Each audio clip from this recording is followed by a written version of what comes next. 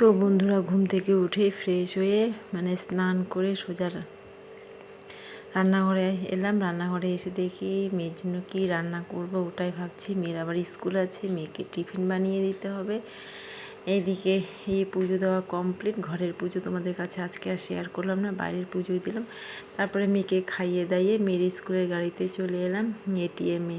তো এটিএমে বারবার চেক করছি, দেখছি যে টাকা নেই। তারপরে আর টাকা তুলতে পারলাম না। তারপরে আর হাতে টাকা নিয়েও আসিনি। আর কিছু জিনিসের দরকার ছিল, যাই হোক ওগুলো এখন দোকান থেকে কিনে নেব। পরে টাকা উঠিয়ে পরে ভাইকে দিয়ে দেব।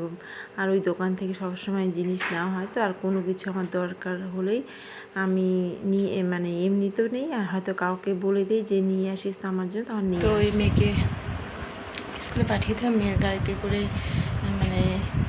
বটতলা গেলাম, বটতলা গিয়ে মেয়েকে মেতো দিকে চলে গেল। আমি এটিএমে ঢুকলাম, দেখি এটিএমে টাকা ছিল না। তারপরে কী করবো, টাকা ছিল না। তারপরে টাকা উঠাতে পারলাম না, আর ওই এটিএমে যাইনি। ওই এটিএম অনেকটা দূর, গরমের মধ্যে গেলাম না। তারপর দিক থেকে এসে দাদাভাই আমার বাবার জন্য টাকা পাঠিয়ে দিয়েছে। টাকাটা তো উঠাতে পারলাম না। পরে পরে দোকান থেকে নিয়ে আসলাম তেল, ডাল। এখন দেখাচ্ছি কী কী নিয়ে এলাম। আর এখানে দোকান থেকে নিয়ে আসি 4টা ডিম, মেয়ের জন্য 2টো বিস্কিট, আর একটা জিরার প্যাকেট। আর হচ্ছে এখানে 2 ধরনের ডাল নিয়ে এসে, মটরের ডাল আর হচ্ছে মুসুর ডাল, আর একটা হচ্ছে সাদা তেলের প্যাকেট। আর বাজার নিয়ে এলাম। আর ওখানে মোট 280 টাকার বাজার। তারপরে টাকা উঠিয়ে পরে দিয়ে দেব। আর সবসময় নেওয়া হয়, সবসময় দোকান থেকে জিনিস নেই। কোনো কিছু দরকার পড়লে আমি ওখান থেকেই নেই। হয়তো কোনো সময় হয়তো টাকা নিয়ে গেলাম না, হয়তো হাতে টাকা শর্ট পড়লো, তখন ওই ভাইয়ের দোকান থেকেই নিই। এই জন্য আজকে পরে ওগুলো নিয়ে আসলাম। পরে টাকা উঠিয়ে পরে দিয়ে দেবো।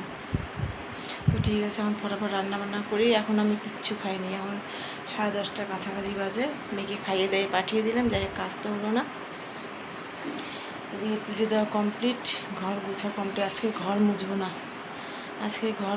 আজকে ঘর শুধু হালকা একটু ঝাড় দিব আর কাপড় ধুয়ে দেব। এদিকে আমার ঘর ঝাড়া কমপ্লিট, ঘর পরিষ্কার করা কমপ্লিট। যাই হোক, এই রুম পুরোপুরি টিপটপ করে গুছিয়ে নিয়েছি। এই রুম গুছা কমপ্লিট। ভাবছি যে সুপার কাপড়টা ধুয়ে দেবো। থাক, আজকে আর ধুবো না, গুটিয়ে রাখলাম। ওই জায়গায় কমপ্লিট। এখন 2-1টা বাসন আছে, ওগুলো মেজে তারপরে রান্না বসাবো। এখন কটা বাজে? 11টার কাছাকাছি। তো ঠিক আছে, রান্নাঘরে যাই, এখন রান্না করি। আর এখানে আমিও খেয়ে নিলাম, মেয়েও খেয়ে চলে গেছে। আজকে মেয়েকে সিদ্ধ ভাত খাইয়ে পাঠিয়ে দিয়েছি। আর নিচে জামা রেখেছি, এই জামা কাপড়গুলো এখন কেচে দিব। এই বাসনটা বেসিংয়ে রেখে তারপরে যাই হোক অন্যান্য কাজগুলো করব। যাই হোক, আজকে প্রায় 13 বছর পরে আজকে ফার্স্ট আমি নিজের হাতে মাটন কিনলাম, পাঁঠার মাংস। পোলট্রির মাংস তো কেনা হয়, কিন্তু নিজের হাতে কোনো দিন আজকে পাঁঠার মাংস কিনিনি। যাই হোক, আজকে আমাদের বাড়ির সামনে বাজারে দেখতে পেলাম যে পাঁঠার মাংস কাটছে, এর জন্য কিনে আনলাম। আর মেয়েও আজকে ভীষণ খুশি হবে। আর দেখবে প্রত্যেকটা বাচ্চা কিন্তু যখন স্কুল থেকে আসবে, এসেই আগে কিন্তু মাকে জিজ্ঞাসা করবে যে মা কী রান্না করেছো। যদি ওদের মনের মতো হয় তাহলে কিন্তু বাচ্চারা ভীষণ খুশি হয়, আর ওদের মনের মতো না হলে কিন্তু বাচ্চারা কিন্তু একটু মন খারাপ করে। আর দেখবে আমরা কিন্তু বাড়িতে থাকি, আমরা কিন্তু গরম গরম খেয়ে নিতে পারি, আর গরম গরম সবজি কিন্তু যেমনই হোক খাওয়া যায়। কিন্তু এই বাচ্চারা হয়তো বাড়ির গার্জিয়ানরা সেই সকালবেলা বেরোয়, বাড়ি ফিরতে ফিরতে সন্ধ্যা, এমনকি দুপুর, কারো বিকেল হয়ে যায়। তখন কিন্তু ওদেরকে কিন্তু ঠান্ডা সবজি খেতে হয়, আর ঠান্ডা সবজি কিন্তু মনের মতো না হলে কিন্তু খাবারটা কিন্তু ঢোকে না। আর দেখবে কিছু কিছু বাচ্চা আছে কিন্তু যেমনই হোক না, তারা কিন্তু সব কিছুই খায়। আর কিছু কিছু বাচ্চা আছে সব কিছু কিন্তু খায় না। সেই রকম আমার মেয়ে কিন্তু সব কিছু খেতে চায় না, ওর খাবার নিয়ে ভীষণ আমাকে ভাবতে হয়। এর জন্য মেয়ের খাবার আমি কোনো দিকেও ত্রুটি রাখি না। যাই হোক, এখানে আমার রান্না কমপ্লিট। এখানে মাংস করেছি আর মেয়ের জন্য একটু কষার মাংস রেখেছি, মানে আর পটল ভাজা আর শাক ভাজা। যাই হোক, মেয়ের জন্য এখানে 2 ধরনের মাংস রাখলাম। আর এই কড়াই দুটো এখন মেজে নিব, রান্নার পরেও কিন্তু অনেক কাজ থাকে, তাই না? আর এখানে বাবা মার জন্য এখন ভাত রেডি করছি। বাবা মা স্নান হয়ে গেছে আর মেয়ে তো এখনও আসেনি। যাই হোক, মেয়ে আসবে, তারপরে মেয়ের সাথে একসাথে আমি খেয়ে নিব। আর দেখবে যে কোনো কাজকর্মে কি, যে কোনো মানে খাবার দাবারে কি, যে কোনো বাজারঘাটে কি, রুটিনের মধ্যে থাকলে কিন্তু কোনো অসুবিধা হয় না। আর রুটিন হিসেব না চললে কিন্তু দেখবে তুমি যত টাকায় কামাই করো না কেন, ওই টাকা কিন্তু থাকবে না। কিন্তু কোন দিকে কি হোক না হোক, আমি সেসব দিকে এত খেয়াল রাখি না, ধ্যান দিই না। যে মেয়ের খাবার, মেয়ের পছন্দের দিকে কিন্তু আমি সবসময় খেয়াল রাখি, সবসময় ধ্যান রাখি। যেমন ধরো, সপ্তাহে 7 দিন মেয়েকে হয়তো একদিন পনির দিলাম, একদিন হয়তো সয়াবিন দিলাম, একদিন হয়তো এমনি সবজি ভাত দিলাম, একদিন মাছ, একদিন মাংস। এইভাবে মেয়ের খাবারটা কিন্তু আমি রুটিনের মধ্যে রাখি। আর তার সাথে তো ডিম, ডাল, সবজি, পাঁপড় তো থাকেই, তাই না? কিন্তু আমি কিন্তু তোমাদের দাদাভাইয়ের কাছে কোনোদিনও কোনো টাকা আমি আবদার করি না। মেয়ে হওয়ার পরের থেকেই কিন্তু মেয়ের এটা লাগে ওটা লাগে, মেয়ের খাবার দাবার, তখন থেকে কিন্তু তোমাদের দাদাভাইয়ের কাছে আমি শুধু মেয়ের জন্যেই টাকা আবদার করি। আর এদিকে আমার রান্নাবান্না কমপ্লিট। রান্নাঘর পুরো টিপটপ করে পরিষ্কার করে মুছে নিয়েছি।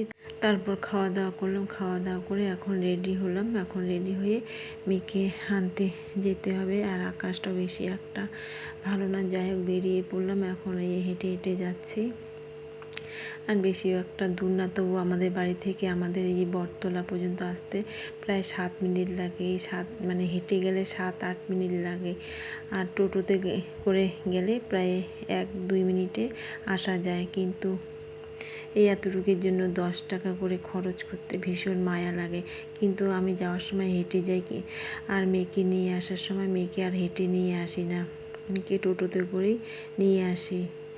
যাই হোক, এদিকে হেঁটে হেঁটে যাচ্ছি। আর এদিকে যাওয়ার পথে এই এটিএমে ঢুকলাম। আর তোমরা তো সকালবেলা দেখেছো এটিএমে টাকা ছিল না। টাকা এখন চেক করছি টাকা আছে কি নাই। যাই হোক, টাকা আছে। এখন টাকা উঠাবো, টাকা উঠিয়ে তারপরে কিন্তু মেয়েকে আনতে যাব। আর এই টাকাটা তোমাদের দাদাভাই বাবার জন্য পাঠিয়ে দিয়েছে, আমার জন্য এখনও পাঠিয়ে দেয়নি। যাই হোক, তোমাদের দাদাভাইকে বলতে হবে, যখন পাঠাবে আমার জন্য তখন আবার টাকা তুলতে হবে। ও, কে আসছে তোমরা চেনো? কে কে চেনো কমেন্ট করে বলো। এটা হচ্ছে আমার ভাগ্নি। আমাকে সাজাবা? হ্যাঁ। আর আমার ভাগ্নি এলেই কিন্তু আমাকে সাজিয়ে দেয়, আমাকে সুন্দর করে সাজিয়ে দেয়। তোমরা তো দেখোই, মাথায় আমার চিরুনি দেয়, তারপরে হচ্ছে লিপস্টিক লাগিয়ে দেয়, তাই না বাবা? হ্যাঁ, মেকআপ করে দিই। মেকআপ করে দাও। আর কি করো? আর এলো চুল আসলাই, ফটো তুলি। বই পড়ছো? হ্যাঁ। কেমন হলো পরীক্ষা? ভালো। আর একটা আছে পরীক্ষা। দাদাভাইয়ের পরীক্ষা শেষ? হ্যাঁ, দাদাভাইয়ের পরীক্ষা শেষ? মানে আমি তো জানি না। দাদাভাইয়ের পরীক্ষা, তোমারও পরীক্ষা? হ্যাঁ, দাদা তো দেরি করে এসে হবে তো।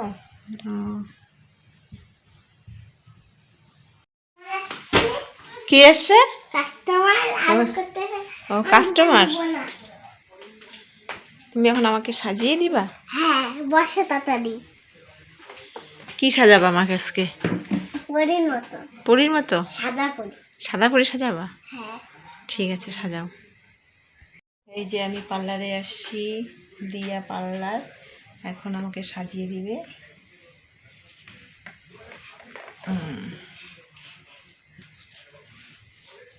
সাজাও, হ্যাঁ তাড়াতাড়ি। ঠিক আছে, পরে তোমাদের ফাইনাল লুক দেখাচ্ছি। যাই হোক, ভাগ্নি আমাকে খুব সুন্দর করে সাজিয়েছে, তারপরে আমি খুশি হয়ে ভাগ্নিকে 5 টাকা উপহার দিয়েছি। তো বন্ধুরা, আজকের মতো ভিডিওটি এখানে শেষ